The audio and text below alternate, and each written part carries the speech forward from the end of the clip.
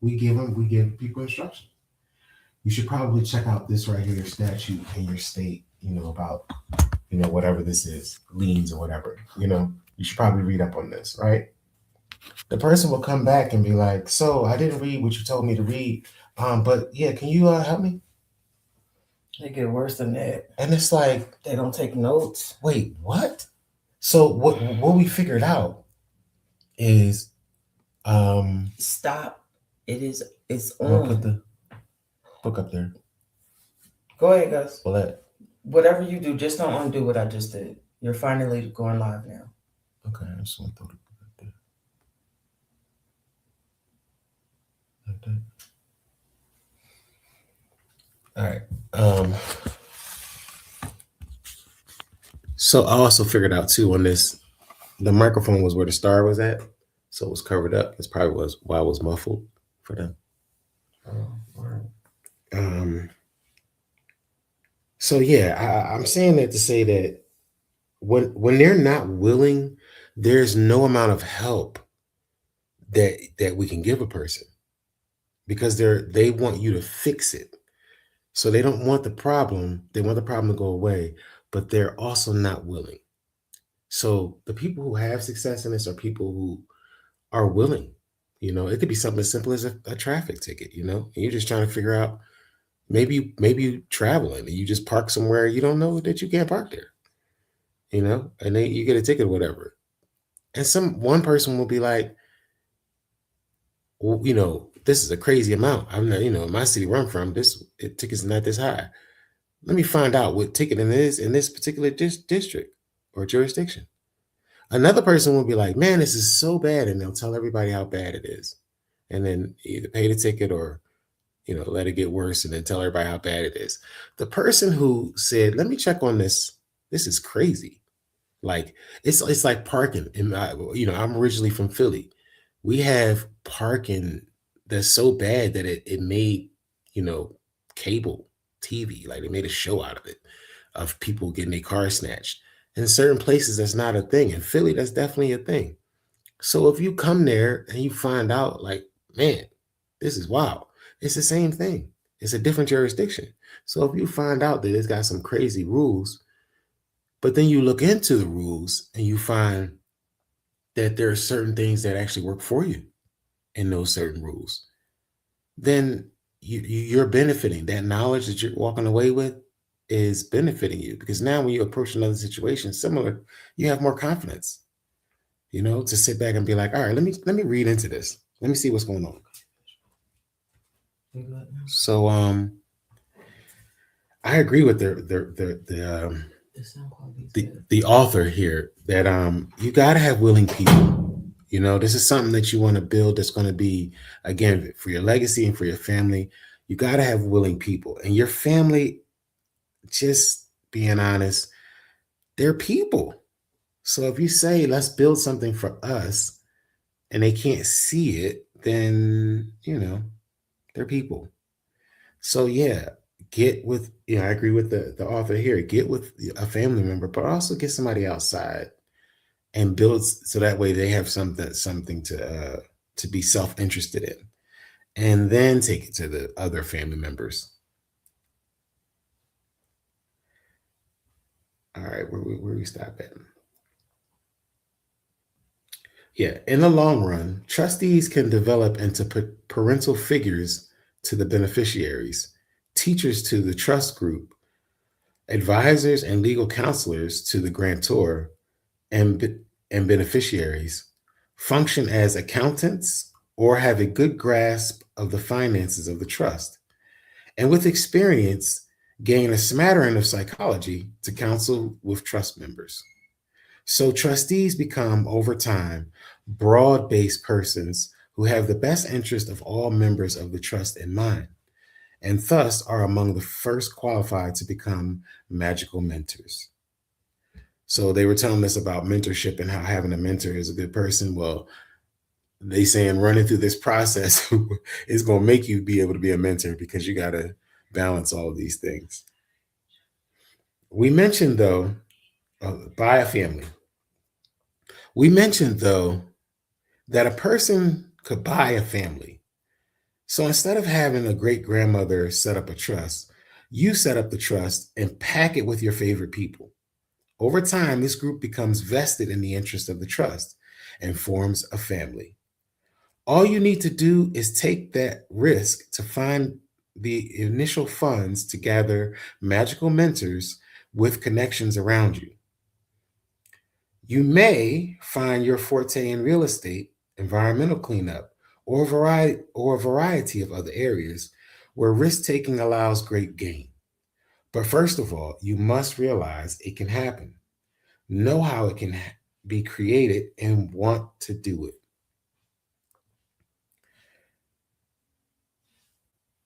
Yes, it takes money, connections, friends, trust, and the right environment. You also need to become involved in understanding ways that promote vested interest. A corporation, as well as other business forms, promotes this type of interlocking commitment where there's ample reward for all participants. So again, using that analogy of a business, they're telling us that your trust is functioning the same way. Make sure that everybody who's involved in it is benefiting from it, and they will be more likely and more inclined to give 100%. If you are going to pull off your dreams and build a new family or support your current one, you need to develop leadership abilities. This includes consistency, dedication, this includes consistency, dedication to the goal, and most of all, patience. Evolution. One of the most valuable attributes of the irrevocable common law trust is it provides a strong structure through which the family evolves and grows.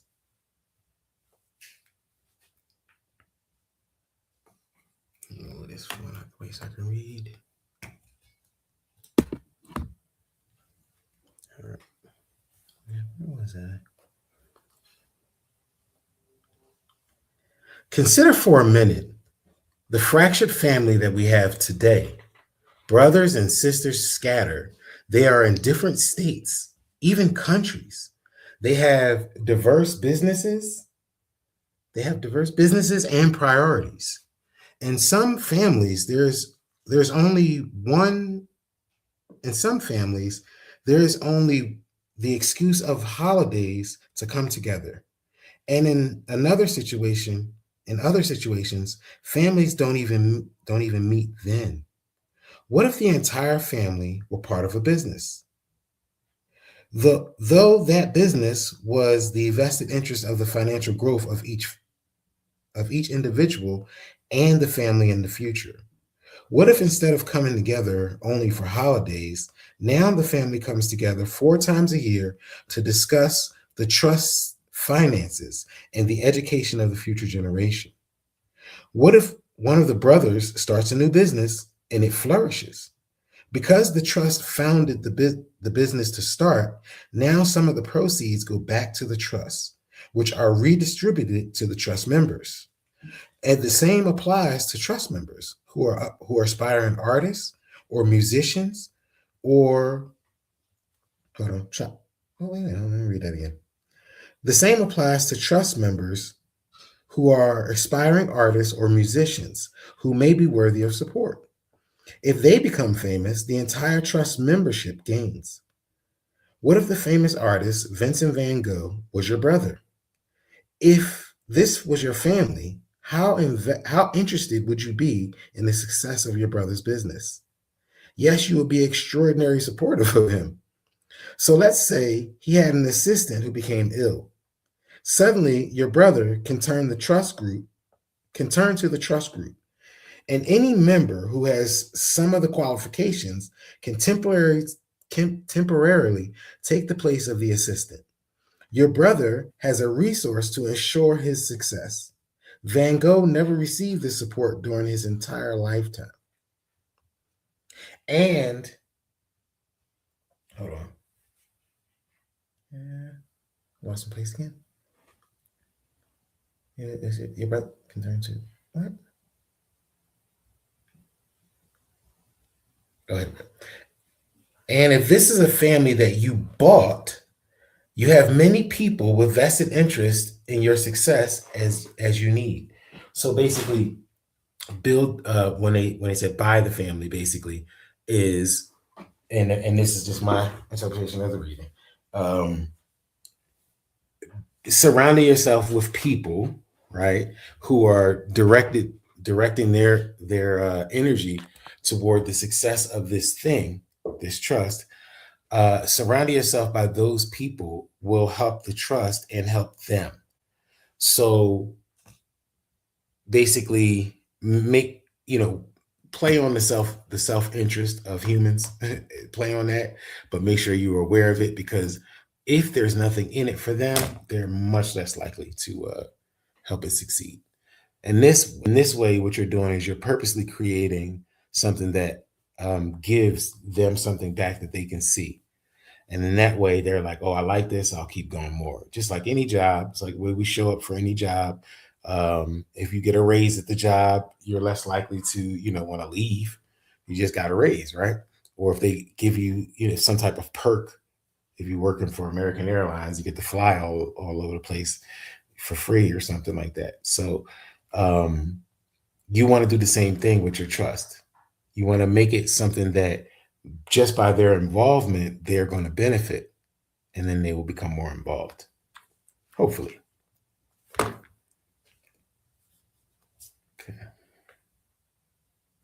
Army of support. It may take many years, perhaps even into the next generation, to have a mature, irrevocable common law trust with built in mentors, teachers, and a pool of unlimited talent. Here is another example. You are a member of a strong trust group, fu- functioning for more than 20 years. Your sister has just gone through a terrible divorce. Her inheritance is secure, though, because it has been held in the family trust since she was born. Her husband could not get one dime. Further, she not only has trustees who came to help her, but she also has access to legal counsel and the entire family army, which supports her. The same could be true for the male members of the family. If the relationship is financially unequal, though a separate, hold on, sorry, read that again. If the relationship is financially unequal, though a separate trust may be set up for the wife so she receives a distribution whether or not she remains married.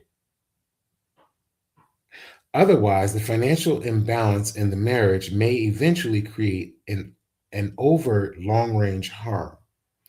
Either the spouse hangs on to a bad marriage for the money, deceiving the partner, or becomes bitter because he or she feels trapped. Well, that got dark really quickly, huh? But I think, again, like the author said earlier, this is why they have trust have such this mystique about them, and sometimes a negative connotation about them, because it all comes down to that money, and people, they do what they do for it. So, but it doesn't mean that having it is a bad thing. It definitely seems like a good idea, to have something working on your behalf when you're gone and on the behalf of your family members. So, uh, glue. What makes trust so powerful? It is something called glue. Glue keeps people together. Trust and a vested interest in the success of the group are the basic elements. The tighter we are bound together in supporting each other, the better our own chances for survival. In fact, the motive to stay together is the top priority, and financial gain should be second or third. There are many ways to get your needs met that do not involve money. How many people, I'm sorry, how many people in the trades, such as carpenters, painters, and gardeners, exchange services with each other? How many people who are hands on healers, acupuncturists, or have a healing talent in another modality trade. I'm sorry. Sorry. I gotta go back. How many people in the trades, such as carpenters, painters, and gardeners, exchange services with each other? How many people who are hands on healers, acupuncturists, or have a healing talent in another modality trade service in another each other? In fact, if you delete money from the system, everything goes to barter and trade. Barter and trade are what operated our world for thousands of years before the almighty dollar was invented. You might even say that riches lie in what assets others hold and are willing to share with us. When evolving support, these other values need to be incorporated regularly and consistently. We hope that we can inspire you to understand what committed relationships with vested interests.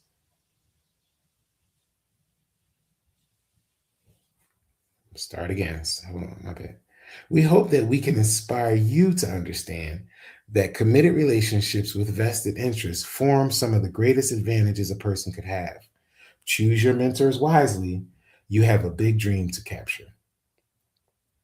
All right, so that was the end of chapter 3. Um, and I don't, again, this is my opinion on the writing, on the author's writings.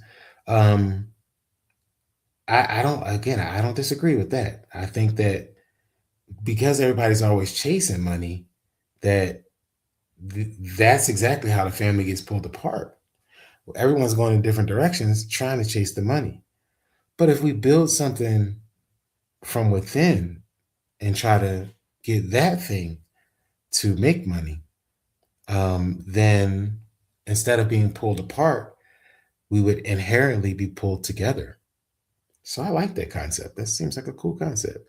Something that I think that we could use in our communities everywhere, you know? I don't think there's anywhere we could yeah, I think everyone could benefit from more closeness in their families, and as long as families are not, good. I'm saying I'm not talking about people in toxic situations, but I think it's a good thing. All right, chapter 4: Rethinking ownership. The greatest deterrent to putting assets in an irrevocable trust is giving up control. This chapter gives you an entirely different perspective about ownership. It belongs to me, right? Getting the goods of the world can be a wonderful experience. Further, strutting your stuff in ways ranging from subtle to blatant is considered proper, laudable, or even mandatory. Being the Joneses, instead of trying to keep up with them, is often a secret wish. It means being in control of your life instead of at the mercy of others. Or is this an illusion? Whether it be a shopping spree, a new car, or getting a mortgage for a home, the lust to have is considered normal. But is it? There is a different way to look at ownership. As a lawyer told us, the only reason they let you have anything at all is so if you do not obey, it can be taken away from you. What? You don't believe it? If you do not pay your income taxes, you can lose your home, your car, or anything else the IRS decides it wants to place a lien against. If you do not pay your county property taxes, your home disappears into the black hole of forfeiture. As a homeowner, you live with the threat, the constant reminder that if you step out of line, it may cost you everything. Lose your job, become involved in an unfortunate divorce, and all your hard-earned equity in the property you claimed by the ex-spouse. Oh, I'm sorry. Let me read that again. Sorry. Lose your job, become involved in an unfortunate divorce, and all your hard-earned equity in the property can be claimed by the ex-spouse, the bank, the state, or the IRS. You owned it, you lost it. In fact, if you ask people around you about the state of affairs of their finances, you'll probably discover some of them have lost it at one time or another. I know that's true for me. I don't know about y'all, but I know that's true for me.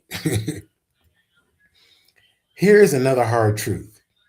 According to a friend of ours who became closely associated with an ex judge, the judge told her, people never own their home. That is why the state can take it when they do not pay their property taxes. Property only belongs to the state, never to the individual. We would like to get, and that's the end quote. We, we would like to give you a footnote on that, but for the safety of the judge, we cannot. We quote it here, though, because we have heard it several times, and even from a real estate agent we met at a spa while we were while we were steaming in a mineral bath. In an astounding confession, she revealed this fact to several others in that hot pool. Some owners flatly did not believe her, and others were so shocked they fled from the pool in dismay. The hint, the statement is true is found in the definition of land held in a loyal title. Quote, free, not holden of any lord or superior. I'm sorry, let me read this back to you guys again. This is the definition, so I want you to get this. I want to get this correctly for y'all. Okay. A hint the statement is true is found in the definition of land held in a loyal title. Quote, free, semicolon, not holden to any lord or superior, semicolon, owned without obligation of vassalage or fealty, semicolon, the opposite of feudal, close quote. And they give us a note, and the footnote is Black's Law Dictionary, second edition, 1910. And we go back to the reading. Do you own your home in a loyal title? No, you own it, free and simple. Oh, sorry, let me read that again. No, you own it in fee simple. Ooh, okay. I think they're talking to us. I think we the simple ones. All right. Although these people who shared their knowledge about the true ownership status of property must remain unknown, we can send you to any law dictionary to look up the term fee simple. Oh, and it has fee simple in quotations. So maybe I did not understand that. I'm going back, and this is again, when you're reading, this is what you do in order to make sure you get to understand it. Once I saw that the term fee simple was not what I thought it was, I thought they were saying you own it in fee simple, talking to us. But once I realized that I was wrong, I go back because I want to get the understanding, not the way I understand it, but what the person is trying to communicate to me, so I can form an opinion. All right, so I went back and I says, do you own your home in a loyal title? No, you own it in fee simple. And then we go back down, fee simple. Okay. Although these people who share their knowledge about the true ownership status of property must remain unknown, we can send you to any law dictionary to look up the term fee simple. Property transferred in fee simple allows it to be inherited, not owned.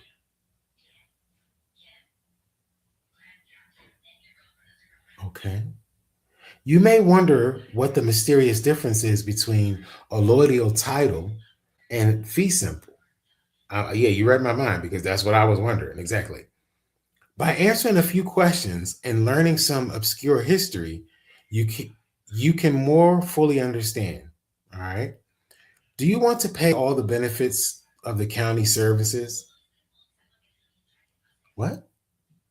Do you want to pay for all the benefits of the county services? We mean, do you want to dig your own well water, supply your own electricity, provide your own fire and police protection? Probably not. Therefore, when you elect to pay county taxes, you also forfeit full ownership of your property. Obviously, allodial title is not practical.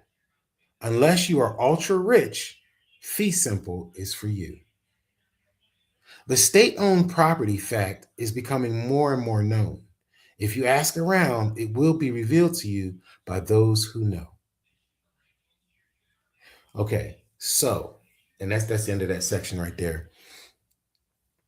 So, in summation, let's see, because we're going to a new section. Yeah. Wait, before I go. Okay. Yeah. Well, okay. So I can talk about this. All right. I got to check on this. And if I was you, this is what I would be doing. I would be asking questions because if what they're saying is true, and this is what I love about the truth, it don't change for nobody. The truth don't care about your opinion. The truth don't care about your feelings. The truth don't care about your trauma.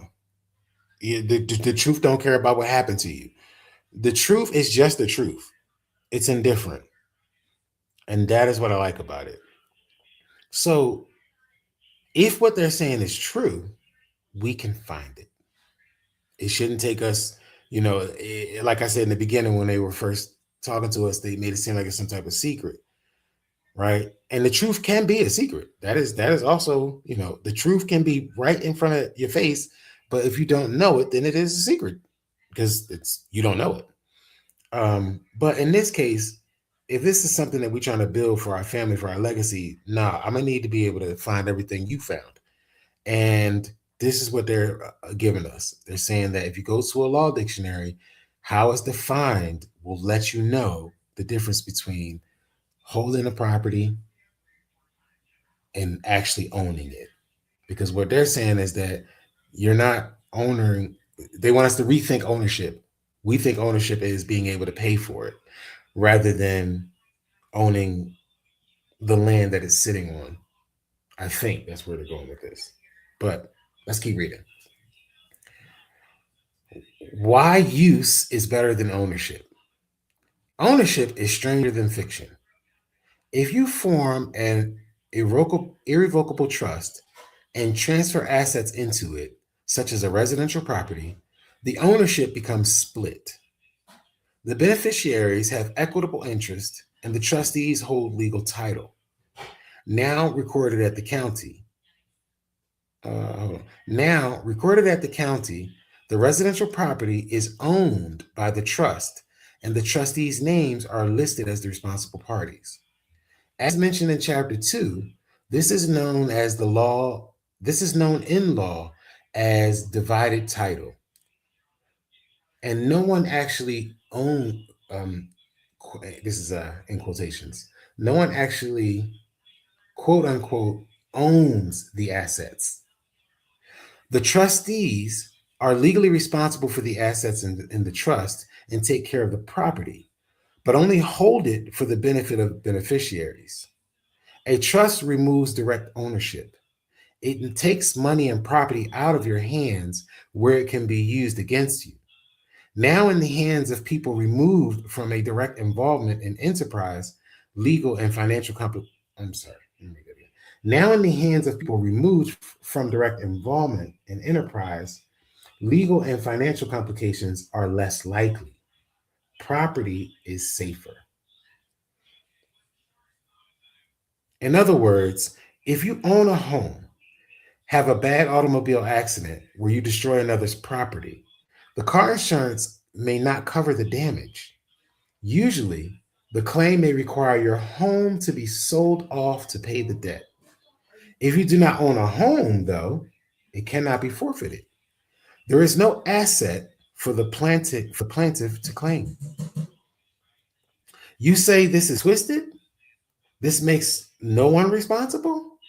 This, though, is how most politically protected politicians configure their assets. They put them into what is known as a blind trust. These high officials in government cannot be sued for anything substantial. They, they have little in their name, perhaps a personal checking account and an old car. Since we cannot infuse morals and ethics into a society, we can only see to it that people are protected from frivolous lawsuits over which they have no control.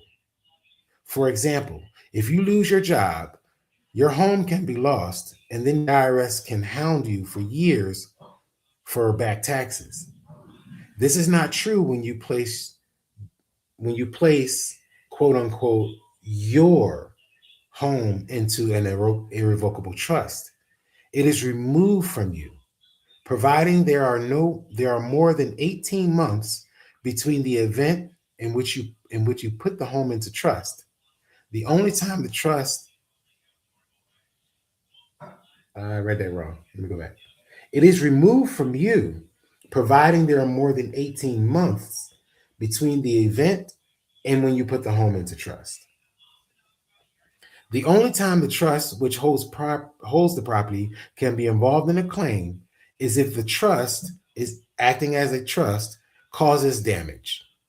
For example, the Board of Trustees holds a function at a person's home. The trustees sign an agreement. The facility is to be used for 5 hours. During that time, the party gets rowdy and furniture and windows are damaged. Now, the trust is clearly responsible for the harm and is responsible for paying the facility.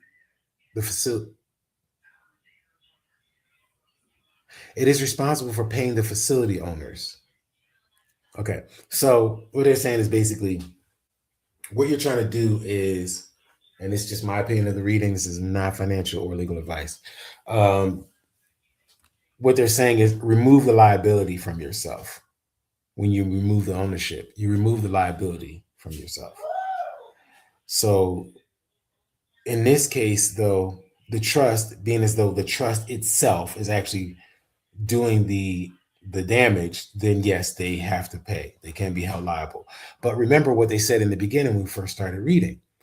Um, the trust is great to have. It is good for your family. It's good for a tax shelter. It's good for all these things. But it's not invincible. Okay, it's not some super.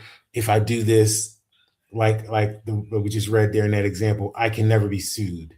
There's no liability can be laid on me at all because I am in a trust and I do what I want. No, that ain't how it works. Okay, so of course you want to use what's available to you to use. Obviously, these are tools in the society we live in. If we can use these tools, why would you not? Just learn how to use the tool. So, but it's not providing you with some Superman level of impenetrability. Okay, let's bring it back down to earth. What about marriage? Assets in a trust before the marriage remain in trust, as they belong to neither the groom nor the bride, but to the trustees held for the named beneficiaries. Assets gained after a marriage can be community property unless the trust buys them and keeps them for the children of the newly married couple. I like that. That is really smart. The couple can also put new assets in trust for the children. We have one circumstance where a person had all his assets in trust and he wanted to marry a fine woman.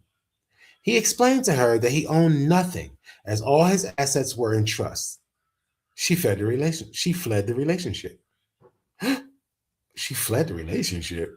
No way. One could say she was after him for his money, or maybe he did not offer to initially fund a trust for her.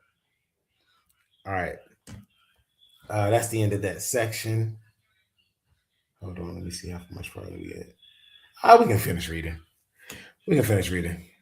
I got just another small section, and then that'll be end of chapter 4, so we can make a clean start at chapter 5 the next time we pick up. All right, so That was a funny example they used. I heard, and I this is man, I probably shouldn't repeat this because it's hearsay.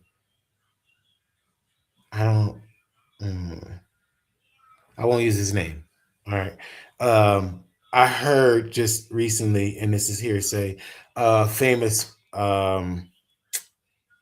a famous entertainer who is originally from Africa, but made a lot of music here in America and made their wealth here in America, in other Western countries.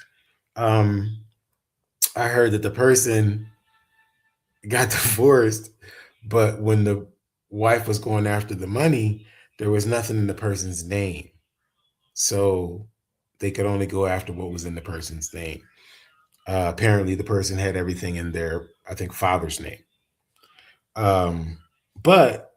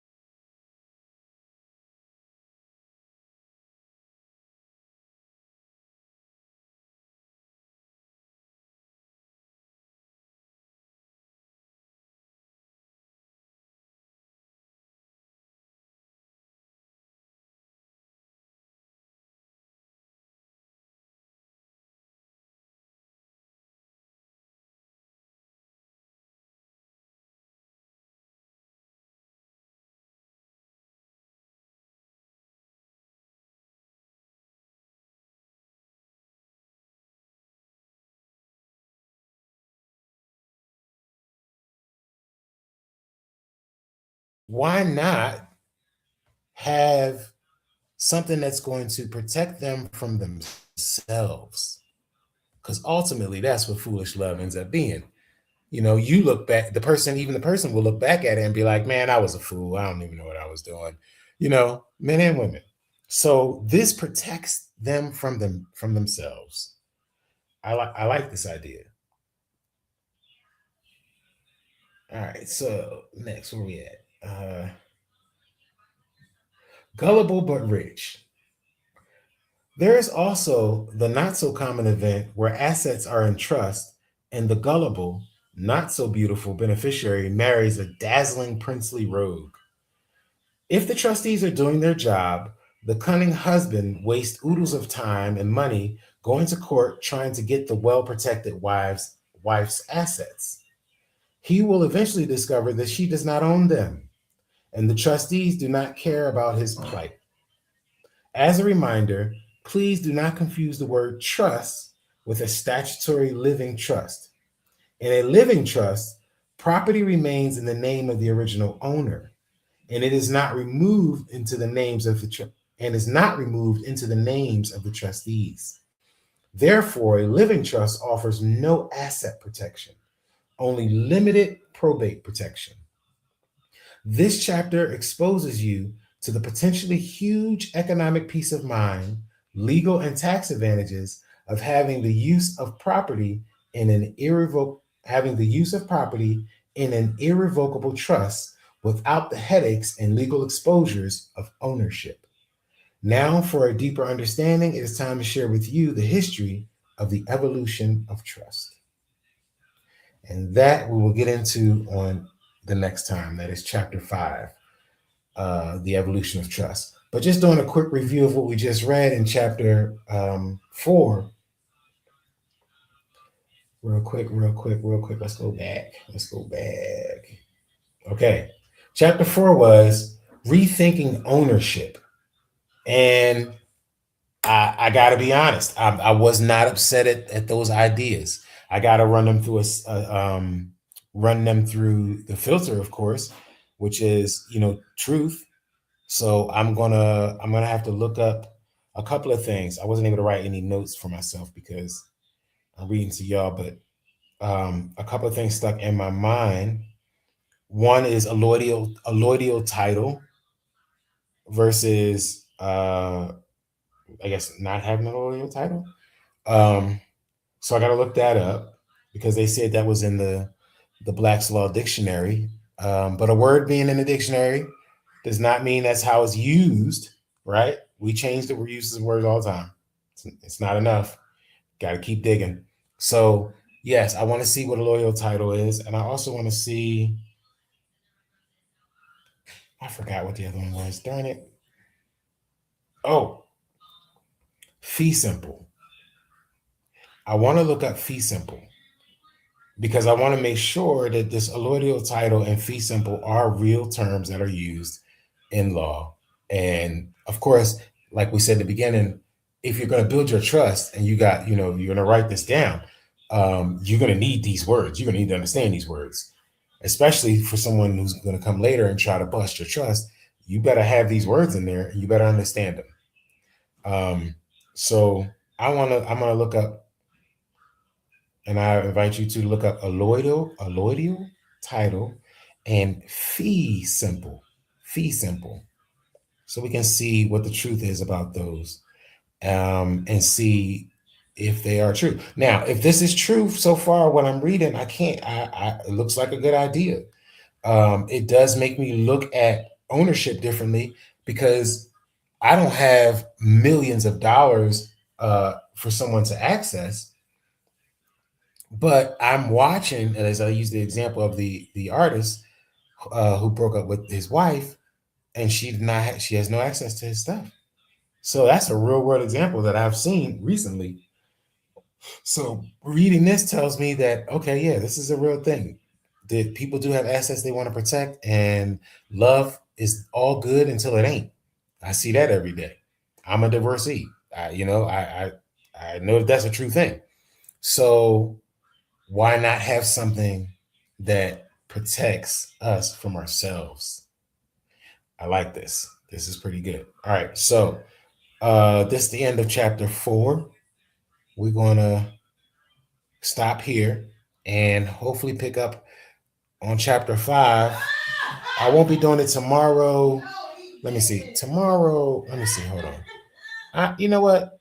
It's getting later. I might be able to, yeah, I might be able to do it. I might be able to pull off a reading from 6 to 7 before the sun sets.